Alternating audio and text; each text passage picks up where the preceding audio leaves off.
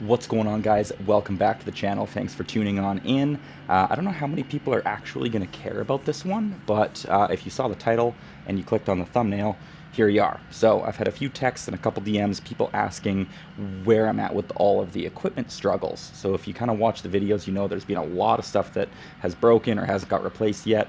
So I'm going to fill everyone in where I'm at right now.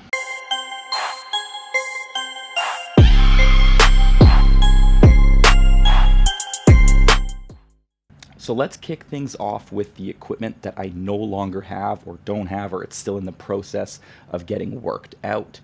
So the TSR4 head from Titleist, I still don't have a replacement for yet. At the time of filming this one, I'm super behind on videos, as I always am, so I don't know when I'm going to post this. But at the time, right now, we're mid-October, and that whole warranty process, or whatever you want to call it, has been going on since late May. Early June, one of the two. So really frustrating that I still don't have a solution on that. I won't get into it on this video. I've talked about it lots before. The reason I bring it up is because the Patterson LD30 shaft I had that Titleist adapter tip on it. I specifically removed an old tip and put that Titleist one on because I was going to switch, jump ship and have some Titleist heads in the bag. Well, that was a bit of a mistake, and no fault of Blair's, because I've understood this now after a few tip replacements. After you have to sand and remove the epoxy from the shaft to allow for a new tip, you can realistically only do that 2, maybe 3 times before the shaft is too weak to handle it anymore. So I was in Utah at the Sweet Heat Golf and Long Drive getting work done with Dylan. We were going through a bit of a speed session, and I got to the top of my backswing, got up here, held it, and as I started to move my weight transfer, I heard I'm like, that was weird. And then I still hit it, and I'm like, no, something didn't feel right, it's broken. We looked at the head, nothing looked bad. Looked at the shaft, nothing was broken. And I touched the head, and I'm like, I don't know, it just feels boop. And then the head fell off. So that's where we were at with the LD30 from the Titleist tip and that shaft. Let's move on. Let's look at the other LD30 shaft that I had that was built for my Callaway heads, because this black one I built for the crank head specifically. You guys saw that video that I posted. This one, you're gonna look at that and say, wait, what? You got the crank head cover on your Callaway shaft? That's right. Thanks to Dan Smackintosh, if you're watching this, he told me, and it was funny because in last videos, I was like looking at it, and I've even said how similar the Callaway tip looks to the crank tip. Like, they just look really similar. I never thought to actually try it. Dan texted me, he's like, oh yeah, man, just throw the crank head on the Callaway tip. So here it is. We've got my crank head loaded into my other Patterson Kinetics LD30 with my Callaway -2 strong left-hand tip. So that came in clutch because I didn't know who could repair that crank tip, or if it was repairable. I'd have to buy a new tip and wait on shipping and get another shaft and blah, blah, blah, blah, blah. So I lucked out big time that Crank and Callaway share some technology there. I think more companies just need to get on board, do that, so guys like us, or any golfer for that matter, can just test out more stuff. I understand the idea behind the whole proprietary thing, bit of a money grab, but it is what it is. So, still rocking the crankhead. Nothing's broken with it. Nothing's broken with this shaft at the moment. I just thought it was pretty cool that you guys could know that a Callaway adapter tip will work on a crankhead as well. So that is that head. Now let's jump into my D10 shaft from Patterson. Yeah, nothing broken here. Shockingly, the most whippy wet noodle, smallest CPM shaft has held up the best. So never had a problem with this. It still has the original Callaway tip on it, and I've got an XR16 head in that one. This one I just got off eBay. A guy was selling it. It has a little dent in the back, not in the greatest shape, but a little bit of a practice head, so nothing broken there.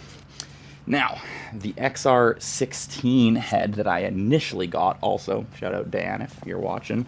Dan sold me this head a while back, and just recently, I posted a video of this too when it broke, but I don't know if the mic will pick this up, but I'm going to hold the screw so you don't hear that. Hear that shake and rattle? So I don't know exactly what's in there. I think there's some epoxy or glue or something that has come loose, and it's shaking around. So I looked up some golf shop places, took some recommendations from Dan since we're living in the same area at the moment, and the Roger Dunn golf shops came up, and my grandpa has had work done there as well. So I've actually lost the crank tip. I meant to have that and show you where the shaft broke inside there. I think I actually left it at Roger Dunn by accident. Not a huge deal because I have lots of Callaway tips that I can just rock on shafts now, and it doesn't matter. But the reason I bring up Roger Dunn is I brought this in. I just got to go back when the main repair guy is there. But one guy said this shouldn't be a problem.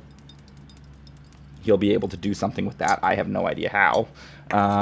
The crank tip, he said, you might be able to drill that out, but I've lost it and it doesn't matter. I have an update on the XR16. I went back and Scott there was able to blow out the debris really, really easily. He took the screw out of the head as well as the rear weight out of that weight slot. He put a compressed air gun in that rear weight slot and just blew out the debris. Really, really easy, pretty straightforward. He said if that didn't work, sometimes they're more stubborn.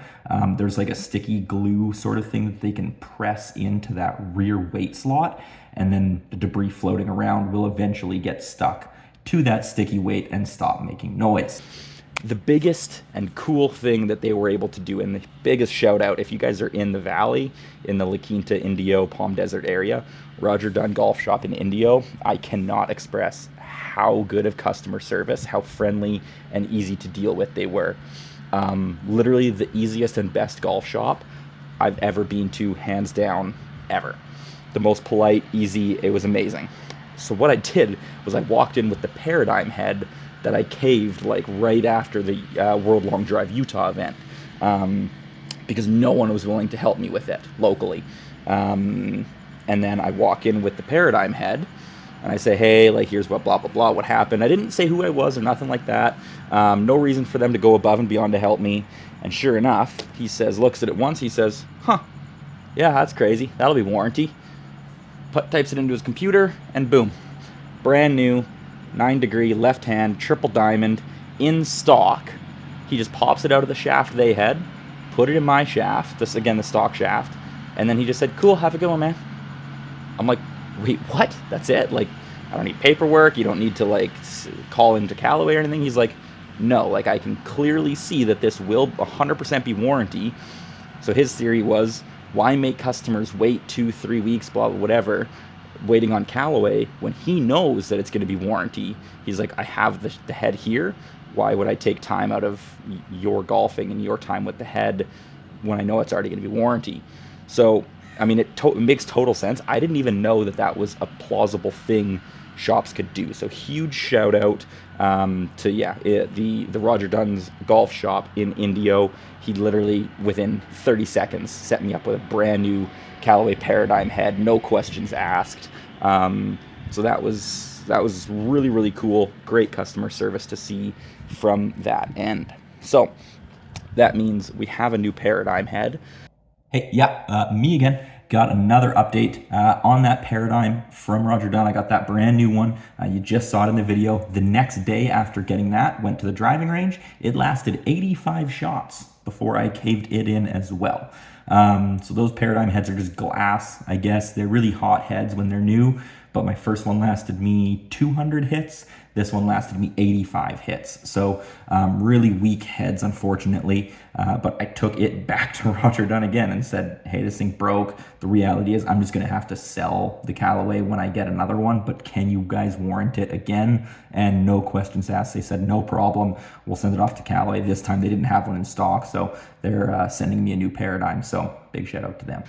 I've got an XR16 practice head. He thinks they'll be able to do something with this XR16, and we still have the crank head. We have two tipped Callaway shafts, the LD30 and the D10, and best of all, we've got 1, 2, 3, 4. We've got 4 heads and 2 shafts that are all interchangeable. They will all use the same tip adapter, and I've got these 2 shafts. So that's pretty sick. That's where we're at on the equipment standpoint as of right now. The next step, and I don't know if I posted any videos before this comes out, but Dan and I were testing some TPT equipment. He's got some TPT stuff. He tested out my D10. I kind of want to try the Hypersonic D20 because I've heard some good things with that, and I know some guys that are rocking that shaft. but that 21 high from TPT was really, really tempting. I'll keep you guys posted if I end up buying anything, but that's essentially where we're at right now for what equipment got rebroken or newly broken, repaired, replaced, warranted, all that jazz. So that's what we're gaming right now. If you guys have any questions on equipment or anything like that, I nerd out on this stuff, so let me know down in the comments. If you like this content, give me a like. That would mean a lot for the channel. Consider subscribing, and until next time, have a good one.